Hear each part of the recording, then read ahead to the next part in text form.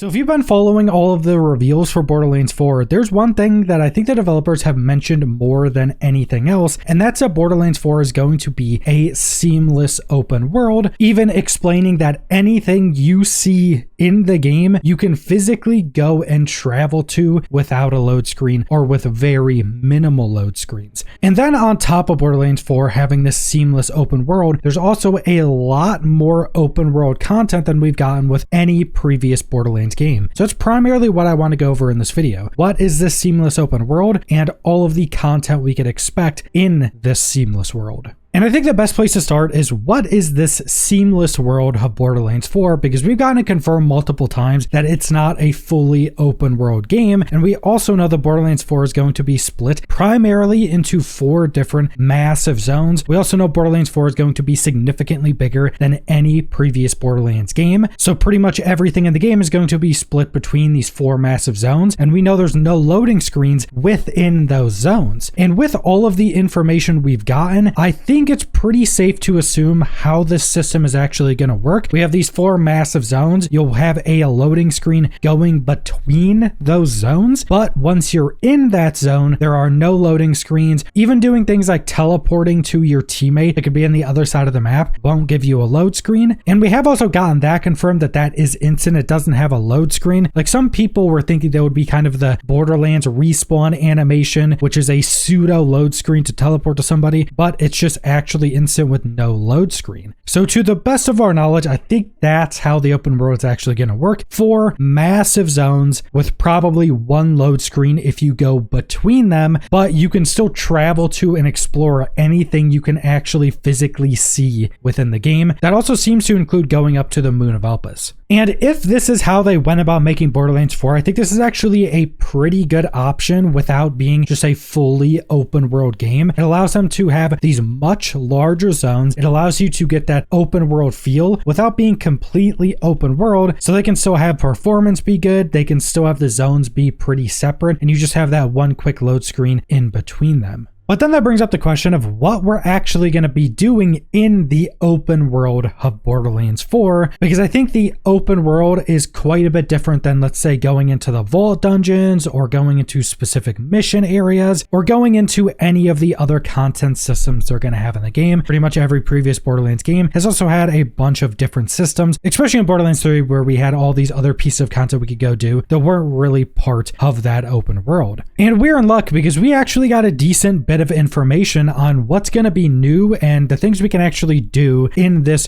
much bigger, seamless open world of Borderlands 4. And I think the best place to start is with the vehicles. In all the previous Borderlands games, we've had vehicles. They've been somewhat customizable in most of the games, but you had to go to a catch-a-ride station to summon that vehicle, meaning it was much less usable. And in a lot of parts of a lot of Borderlands games, unless it was a massive area, a lot of people would just skip getting the vehicles, but now you can summon them wherever you want. I know people are comparing them to Sparrows from Destiny 2, but these are still Borderlands vehicles. You can just summon them anywhere. So they're still Borderlands vehicles. And one of the big reasons they're still Borderlands vehicles is you can still customize pretty much everything about the vehicle, and probably a lot more than previous Borderlands games. They confirmed that you can customize the body, the paint job, you can customize how it handles, and they're going to have weapons, so you'll presumably be able to customize those weapons as well. And we do know every Vault Hunter has its own unique vehicle. So if you go through the game on one Vault Hunter, then play another, their vehicles are completely different. They look very different. They're probably going to have different customizations. Maybe they'll have different paint jobs you can unlock for all the different ones, but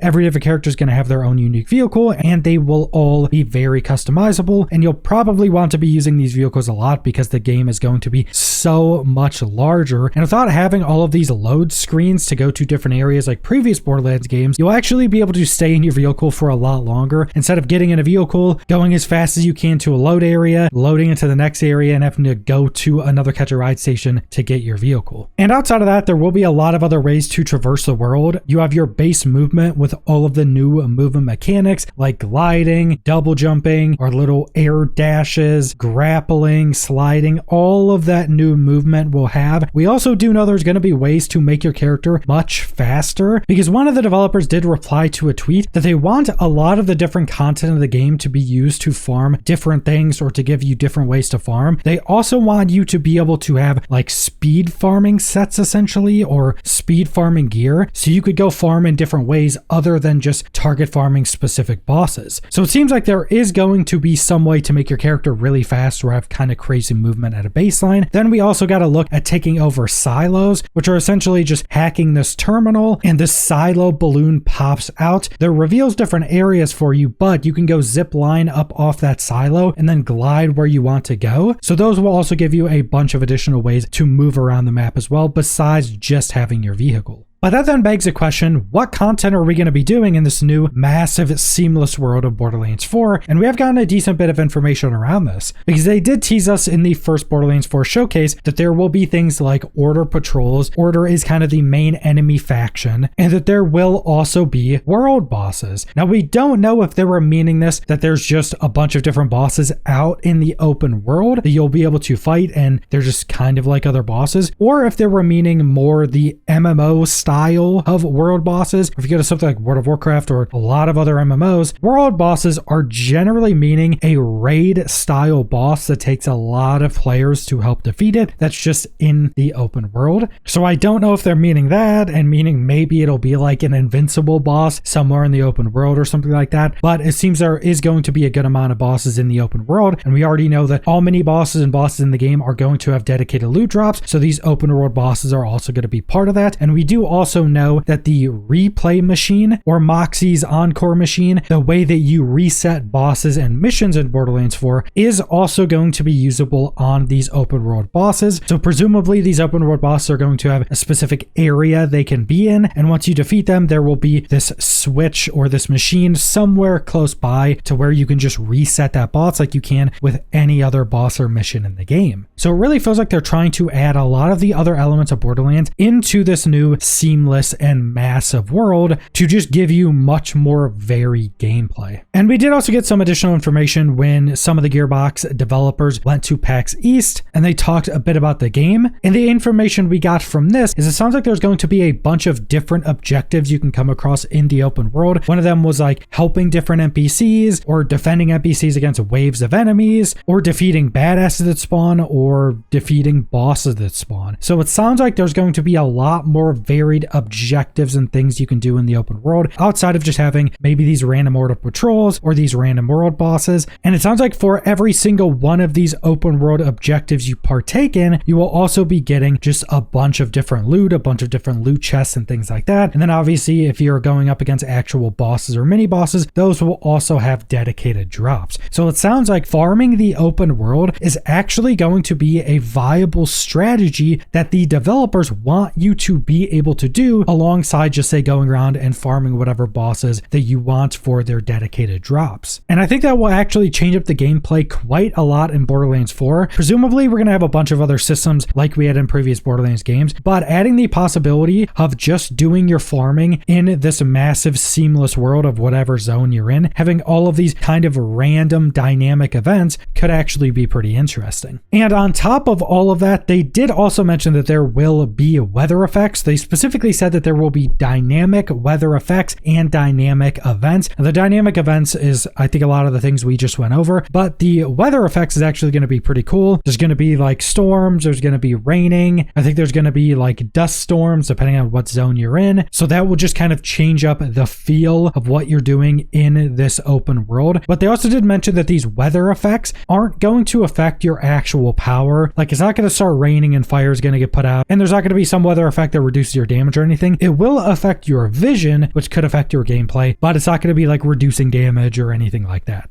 So all in all, I'm pretty excited for the open world of Borderlands 4. I think this is something that has been a long time coming with the franchise. The franchise has always been these small-ish maps. Sometimes they're pretty big, but these smallish maps where then you have to go through a load screen to get to the next section. But you're not really having to do that in Borderlands 4. It sounds like there's still going to be a small amount of load screens. But again, I think it's going to be that the game is just split up into those 4 different zones, and you'll probably have one small load screen going between those zones. But if you think about any previous Borderlands game split into into just 4 different zones and that's it. That's a massive amount of things in those 4 zones. And then you also consider that Borderlands 4 is significantly bigger than any other Borderlands game. These zones are going to be absurdly large. And I like the direction they're taking this, not fully bringing it into the open world, which can bring a lot of issues, but still giving you these much bigger, seamless zones where you can just explore wherever you want. But that's all I want to go over. So thanks for watching.